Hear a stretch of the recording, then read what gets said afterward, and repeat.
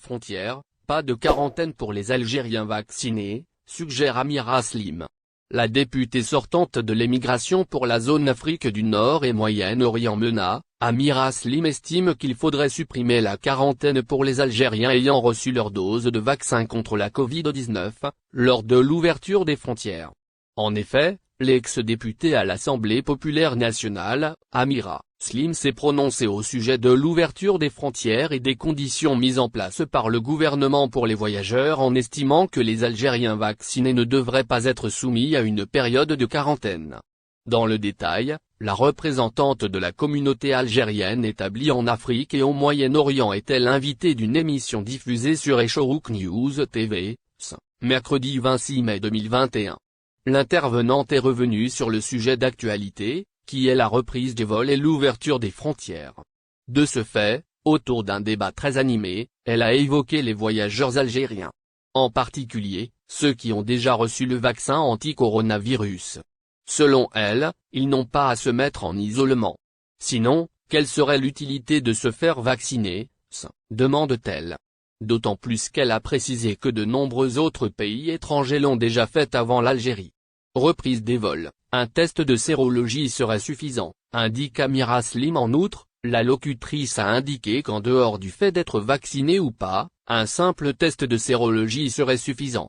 Il devrait à lui seul permettre à l'individu de regagner son pays, toujours, d'après elle. En donnant plus d'explications, elle a déclaré qu'un test PCR négatif datant de moins de 36 heures est exigé au départ du voyageur. Puis, un deuxième test de sérologie doit être fait une fois arrivé en Algérie. Par conséquent, elle a précisé que le résultat du deuxième test est instantané. Il indique notamment si la personne est suspecte ou pas. Dans ce cas, la quarantaine peut alors être supprimée pour les voyageurs dont le résultat des analyses s'avère négatif. D'autant plus que la femme politique s'appuie sur d'autres arguments. Elle a tenu à rappeler que la communauté algérienne s'est retrouvée coincée. Cela, dans des pays étrangers depuis une longue période. Certains ont perdu leur source de revenus, tandis que d'autres traversent des difficultés financières importantes. De ce fait, les prix pratiqués et les conditions durcies peuvent s'avérer lourdes pour eux. À Algérie-France, l'offre de vol d'Air Algérie pourrait doubler. On en sait un peu plus sur le déroulement de la réouverture des frontières algériennes qui aura lieu à partir du 1er juin prochain.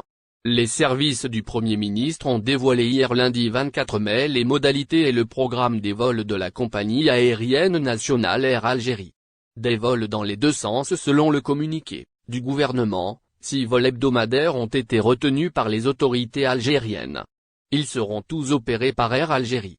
3 vols par semaine sont prévus vers la France, 2 vols depuis Paris, 1 vol depuis Marseille. Un vol par semaine est au programme depuis Istanbul, Barcelone et Tunis, selon les annonces des autorités. Les dates et les horaires de ces vols n'ont pas encore été arrêtés. Pour ces vols, Air Algérie pourrait utiliser ses gros porteurs, les Airbus A330 qui peuvent transporter jusqu'à 300 passagers. La compagnie aérienne nationale possède 8 appareils de ce type.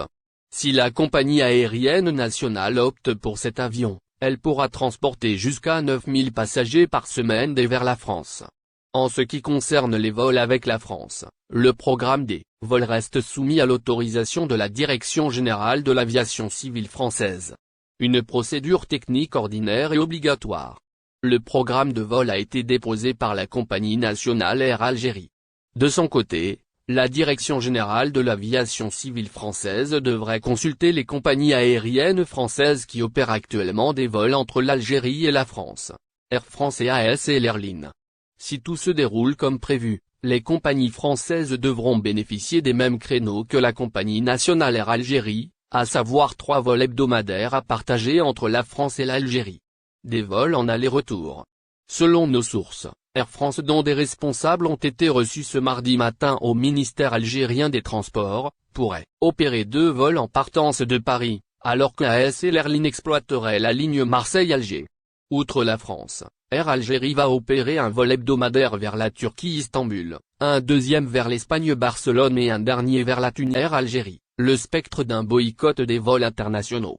À une semaine de la reprise partielle des vols internationaux vers 3 aéroports algériens, Air Algérie n'a toujours pas dévoilé les détails de son programme de vol. Avec seulement 6 vols hebdomadaires depuis 4 pays France, Turquie, Espagne et Tunisie, c'est plutôt une reprise à la douce que les autorités ont décidé pour cette réouverture des frontières. Air Algérie, l'option du boycott gagne du terrain au-delà du faible nombre des vols décidés par le gouvernement. Ce sont surtout les conditions fixées pour entrer en Algérie qui suscitent de vives critiques chez la communauté algérienne établie à l'étranger.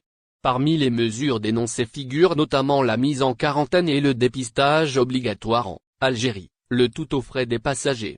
Les Algériens établis dans les 4 coins du monde font savoir leur mécontentement sur les réseaux sociaux notamment. Sur les différents groupes et forums de discussion, des appels au boycott des vols Air Algérie. Une idée qui est en train de gagner du terrain.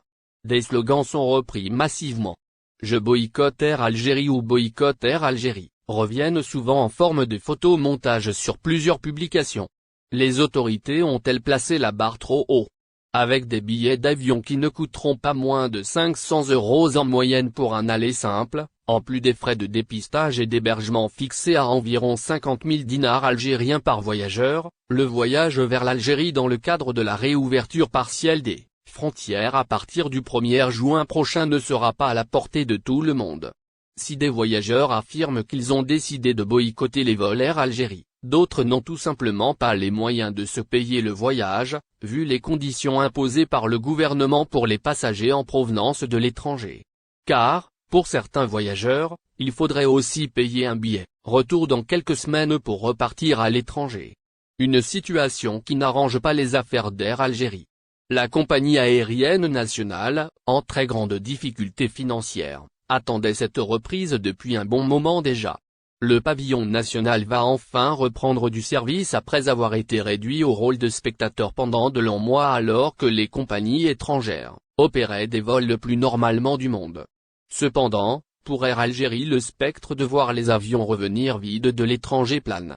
En effet, que ce soit en raison du boycott ou en raison des prix élevés des billets, il risque d'être peu nombreux ceux qui embarqueront à bord des vols de la compagnie nationale à partir du 1er juin. Billets d'avion, hébergement, test PCR, ce qu'il faut payer pour voyager en Algérie.